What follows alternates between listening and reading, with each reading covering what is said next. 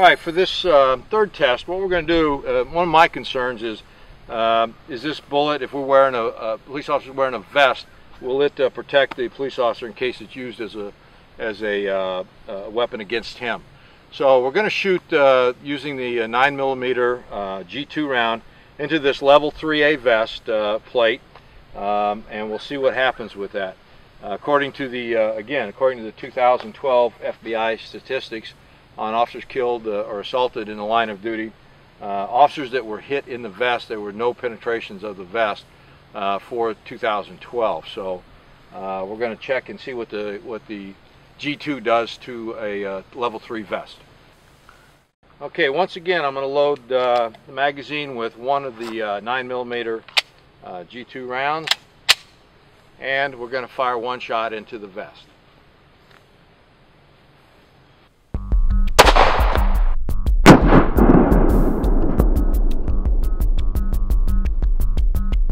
Okay, as we can see, doesn't look like the G2 penetrated. Here's our entry point. Did not penetrate the 3A vest. We don't have penetration. We do have obviously a mark where on the gel where it did hit. You're going to have some energy transfer there.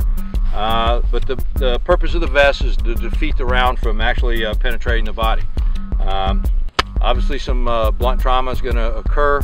But that's going to happen with just about any bullet that hits you in the vest.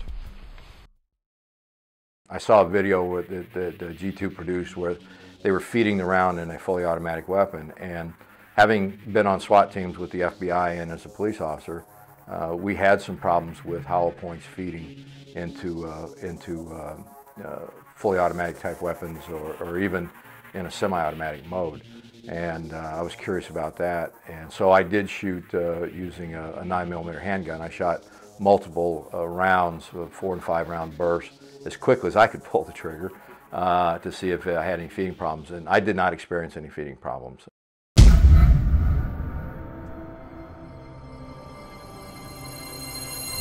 For our final test, we're going to address the issue of reliability during the operating cycle. See how well the G2 feeds in rapid fire. I've got 2 magazines. I've loaded one up with 10 rounds of the G2 9mm. Load the second one here with 10 more rounds. So we're going to shoot 20 rounds at about 10 feet, staying within that in that range. And I'm going to try to shoot them as quickly as I possibly can during this phase. I think we've already shown that the G2 will penetrate 4 layers of denim. Heavy layers of denim up to 12, and yet it won't defeat the 3A ballistic vest. So now the last question that I kind of had, and I see on some of the websites and the bloggings, is the thing reliable? Are they actually using the G2 round when they're testing them in the fully automatic weapons? Not a lot of police officers carry fully automatic weapons on operations. For the most part, we're just going to be shooting quickly, and so we want the gun to function properly. So that's going to be our final test here today. Give me a second, we'll get things going.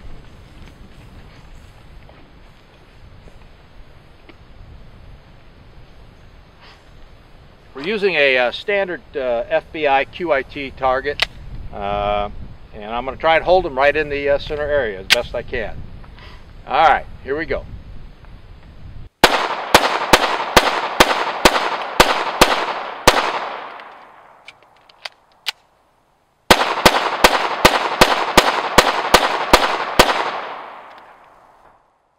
Okay, that's 20 rounds, relatively quick, not fully automatic obviously when you're using a one-to-one trigger pull, but we went through 20 rounds, no malfunctions.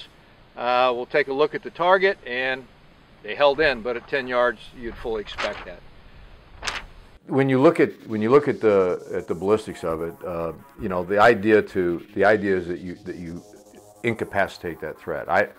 I've seen some blogs where they said, this is going to be something that defense attorneys are going to get all worked up about, and say you bought this round because you had bad intentions and so on and so forth. I don't think anybody buys a bullet for what we consider bad intentions. They buy this bullet saying, okay, this bullet I could kill somebody with it very, very quickly. I think people buy equipment, weapons, handguns, so on and so forth. They buy ammunition that they feel confident will be able to protect them. And I think that the G2 round, if it's used in defense of your life, will stop an assailant. And that's the main goal, is to be able to stop him. Incapacitating the assailant requires several factors physiologically, and I think the G2 round will perform in that area. Yeah, well, you know, one of the things that I noticed with the 9mm is that it's a 96. The bullet itself is a 96 grain bullet. The recoil, you know, the perceived recoil, which is what everybody's kind of afraid of, is that felt recoil. When you talk to new shooters, you know, they think the gun's going to blast out of their hand and so on and so forth, is reduced. And so I think if they go out and they shoot the gun, and they realize that they can control that weapon, you know, with proper grip and so on and so forth, the recoil on that has been reduced, you know, by 20–25%, depending on what kind of rounds you were normally shooting. And so I think they'll be able to handle it better. I think there'll be a little bit more self-confidence with handling the weapon with a round that doesn't give you as much perceived recoil. Okay, we take a look at the target. Looks like I was able to hold all of them in but one. I'll just attribute a little bit of that to age. But today I hope we answered a few questions for you and ease some of the doubts that you may have about the G2 Radically Invasive Projectile. We were able to shoot through 4 layers of denim and successfully penetrate into the gel at a minimum of 15.5 inches. The spread on the trocar pedals was somewhere in the neighborhood of 4.5 to 5 inches, stayed uniform. We then shot it with the 12 layers of denim, and we were able to achieve maximum results once again. And then to ease some of the fears that law enforcement may have, we shot it into a level 3A vest and showed that the G2 Radically Invasive Projectile did not penetrate the vest. And finally, this last test that we hear a lot of comments, or there's a lot of comments out there about the cycling of the weapon using this round. We were able to pull off 20 rounds about as fast as I could pull the trigger, and with the magazine change, the operating cycle stayed smooth, and we were able to get off all 20 rounds without any malfunctions. You know, I want to thank you for taking some time to watch this video.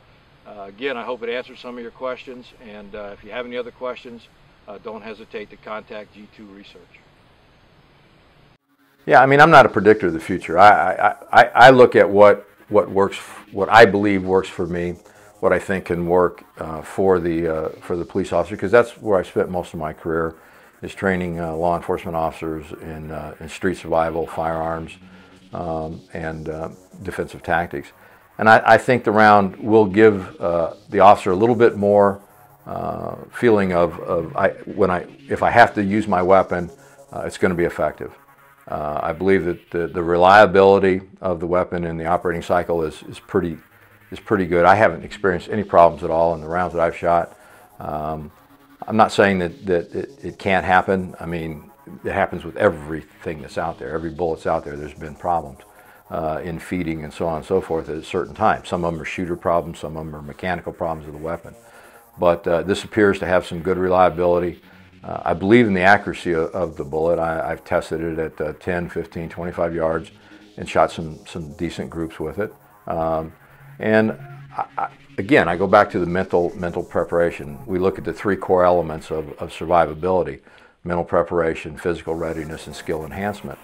And if you have the skill set to utilize the weapon that you've been assigned, and you have the equipment that you believe in and have confidence in, you'll be mentally prepared to do what has to be done in that situation. And confidence is one of the key factors to that. And if you believe that this round will enhance your ability to survive, I think you're in good shape. I personally, as I said, I carry the round in my personal weapon, and I think it gives me an edge.